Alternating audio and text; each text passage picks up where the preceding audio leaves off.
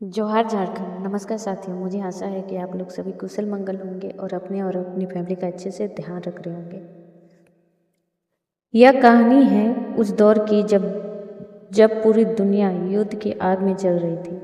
यह कहानी है इंसान की सबसे बड़ी वैज्ञानिक उपलब्धि और उससे भी भयानक उसका इस्तेमाल है। जी हाँ दोस्तों, तारीख थी 6 अगस्त 1945। जापान के हिरोशिमा शहर में लोग अपनी रोज़मर्रा की ज़िंदगी शुरू कर रहे थे। बच्चे स्कूल जाने की तैयारी में थे और मजदूर काम पर। किसी को अंदाज़ा नहीं था कि सुबह के 8:15 में उनकी दुनिया हमेशा के लिए बदलने वाली है। ठीक उसी समय नीले आसमान में एक चमक उठी जो हजारों सूर्यों से भी तेज थी। द्वितीय विश्व युद्ध वर्ल्ड वार II अपने 6ठे साल में था। जर्मनी हार मान चुका था, लेकिन जापान आत्मसमर्पण करने को तैयार नहीं था। अमेरिकी सैनिक को लगा कि अगर उन्हें जापान पर जर्मनी हमला किया तो उनके लाखों सैनिक मारे जाएंगे। युद्ध को तुरंत खत्म करने और अपनी शक्ति दिखाने के लिए अमेरिका ने उस हथियार का इस्तेमाल करने का फैसला किया जिसे गुप्त रूप से मैनहट्टन प्रोजेक्ट के तहत बनाया गया था, जिसका नाम था परमाणु। उनका मानना था कि इस भीषण प्रहार से जापान घुटने टेक देगा। लेकिन विमान के अंदर रखा था 4400 किलो का डैश, जिसे कोड नाम दिया गया था लिटिल बॉय। डैश को शहर के बीचों बीच एक पुल को निशाना बनाने के लिए गिराया गया। यह जमीन से टकराने से पहले ही हवा में फट गया ताकि तबाही का दायरा बड़ा हो सके। नतीजा निकलता है एक विशाल मशरूम जैसा बादल आसमान में उठा। कंक्रीट की इमारतें मोम की तरह पिघल गई और कुछ ही सेकंड में पूरा शहर कब्रिस्तान बन गया। धमाके के बाद जो लोग बचे उन्होंने काली बारिश देखी।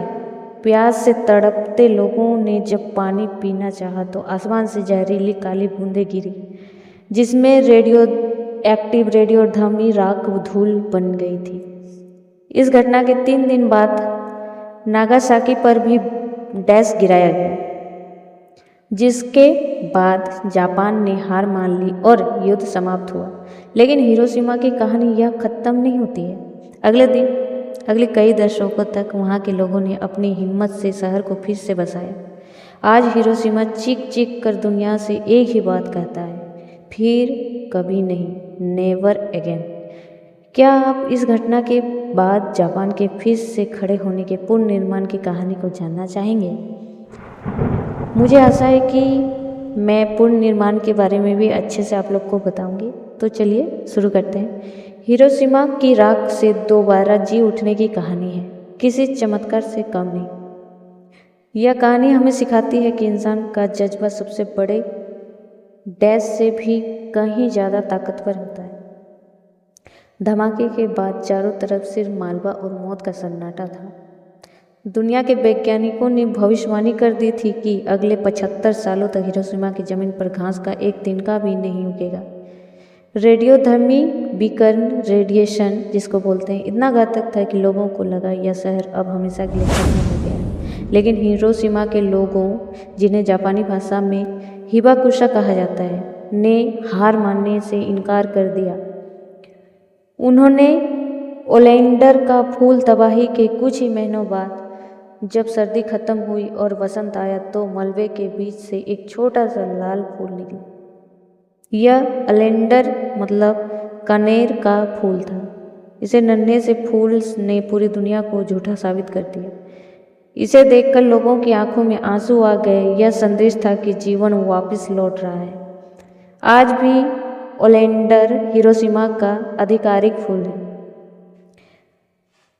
हैरानी की बात यह थी कि धमाके के मात्र 3 दिन बाद शहर की ट्राम, बिजली से चलने वाली बस की कुछ लाइनों को दोबारा शुरू कर दिया गया। बिजली की तारों को जोड़ने वाले कर्मचारी और ट्राम चलाने वाली युवा लड़कियां जो खुद घायल थी, काम पर लौट आई। वे चाहते थे कि जो लोग जीवित बचे हैं उन्हें महसूस हो कि उनका शहर अभी मरा नहीं है। फिर साल आती है 19 49 की 1949 में जब जापान की सरकार ने एक ऐतिहासिक कानून पारित किया, हिरोशिमा शांति स्मारक शहर निर्माण कानून।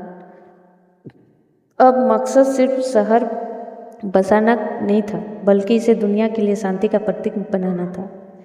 शहर के उस हिस्सों में जहां सबसे ज़्यादा तबाही हुई थी, वो एक विशाल पीस मेमोरियल पार्क बनाया गया।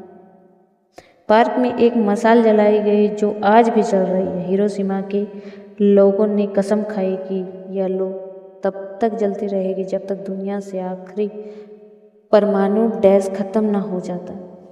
आज मगर आप हिरोशिमा जाएंगे तो आपको वहाँ कई खंडर नज़र नहीं आएगा, सिवाय एक डोम के जिसे याद के रूप में छोड़ा गया है। वहाँ गगनचुंबी इमारतें हैं, साफ सुथरी नदियाँ हैं और चारों तरफ हरियाली है। जो शहर 1945 में राख का ढेर था, आज वो जापान के सबसे खुशहाल और सुंदर शहरों में से एक है। हिरोशिमा की कहानी हमें बताती है कि विनाश कितना भी भयानक क्यों ना हो, निर्माण की शक्ति हमेशा उससे बड़ी होती है। क्या कुछ जानना चाहेंगे कि हिरोशिमा के उन हिबाकुशा जीवित बचे लोगों के शांति का संदेश फैलाने के लिए क्या क्या कदम उठाए? यह कहानी उन लोगों की है जिन्हें मौत छूकर निकल गई, जिन्हें जापान में हिबाकुशा कहा गया। हिरोशिमा को दोबारा बनाने के बाद इन लोगों ने अपनी बाकी की जिंदगी एक अनोखे और नेक काम में अपना नाम कर देते हैं। फिर जब हिरोशिमा के लोग इस त्रासदी से उभरे तो उनके शरीर पर गहरे जख्म थे। कई लोगों को समाज ने दूर कर दिया क्योंकि लोगों को लगता था कि रेडिएशन का असर छूत की बीमारी की तरह है। लेकिन हिबाकुशा खामोश नहीं बैठे। उन्होंने तय किया कि वे अपने दर्द को दुनिया के लिए एक सबक बनाएंगे। वे दुनिया भर के देशों में जाने लगे और बड़े बड़े नेताओं के सामने अपनी आप बीती सुनाई। उनका कहना था, हमने जो सहा वह दुनिया का कोई भी इंसान कभी ना सहे। इस मिशन को आगे बढ़ाने के लिए उन्होंने कुछ ऐसी परंपराएं शुरू की जो आज भी रोंगटे खड़े कर देते हैं। शांति का संदेश देने वाले पेड़, जिसे ए बॉम्ब ट्रीज, आपको जानकर यह हैरानी होगी कि यह उस धमाके के कुछ पेड़ जलने के बावजूद पूरी तरह खत्म नहीं हुए थे। लोगों ने उन पेड़ों की देखभाल अच्छे से की और उन्हें दोबारा जिंदा किया। आज हिबाकुशा उन पेड़ों के बीच पूरी दुनिया में भेजते हैं ताकि जहाँ भी वो पेड़ लगे वहाँ शांति का संदेश फैले। नन्ही सदाको को कहानी, जिसने 1000 सारस बनाने की कोशिश की थी, इतनी मशहूर हुई कि आज पूरी दुनिया उसे बच्चे रंग बिरंग कागजी सारस बनाकर हिरोशिमा भेजते हैं। यह सारस शांति की एक विशाल दीवार की तरह स्मारक में सजे रहते हैं। आज भी हर साल 6 अगस्त की सुबह ठीक 8:15 में पूरे हिरोशिमा शहर में शांति का घंटा यानी पीस बेल बजाया जाता है। उस 1 मिनट के लिए पूरा शहर, सारी गाड़ी, सारे लोग जहाँ होते हैं वहाँ रुक जाते हैं। पूरा शहर एक साथ उन लोगों को याद करता है जिन्हें अपनी जान गंवाई और यह कसम दोहराता है कि वो कभी युद्ध नहीं चाहेंगे। अंधेरे से उजाले की ओर पानी के दिए जैसे 6 अगस्त की शाम को हिरोशिमा की 6 नदियों में हजारों रंगीन लाइटें बहाए जाते हैं। उन पर शांति के संदेश लिखे होते हैं। यह नज़ारा ऐसा लगता है कि मानो नदी में सितारे तैर रहे हैं। यह उन लोगों को श्रद्धांजलि देने का तरीका है जो धमाके के बाद पानी की तलाश में नदी की ओर भागे थे। हिरोशिमा के इन लोगों ने नफरत का जवाब नफरत से नहीं बल्कि करुणा से दिया। उन्होंने बम बनाने वालों को कोसने के बजाय दुनिया को प्यार और शांति का रास्ता दिखाया। उनकी वजह से ही आज हिरोशिमा को राख का शहर नहीं बल्कि दुनिया की शांति की राजधानी कहा जाता है। यह कहानी हमें सिखाती है कि हम अपने अतीत के घावों को भरने के लिए दुनिया में भलाई के बीज बो सकते हैं। यह कहानी है उन मुक गवाहों की जिन्होंने साक्षात यमराज को अपने सामने देखा और फिर भी मौत को मात देकर आज भी सीना ताने खड़े हैं। उन्हें जापानी भाषा में हिबाकुजुमोको कहा जाता है, जिसका अर्थ है परमाणु बम से जीवित बचे हुए पेड़। मलबे जब अगस्त 1945 के उस धमाके के बाद वैज्ञानिकों ने कहा कि हिरोशिमा की जमीन बंजर हो चुकी है, लेकिन धमाके से पहले ही साल राख के ढेर के बीच से एक प्यारा नन्हा सा हरी पत्तियां फूटने लगी। ऐसा चमत्कार वैज्ञानिकों ने पहली बार देखा। वे पेड़ जो धमाके के केंद्र से मात्र कुछ 100 मीटर की दूरी पर थे, बुरी तरह झुलस चुके थे। उनकी छाल उतर चुकी थी, लेकिन उनकी जड़ें जमीन के गहरे सन्नाटे में अभी भी जिंदा थी।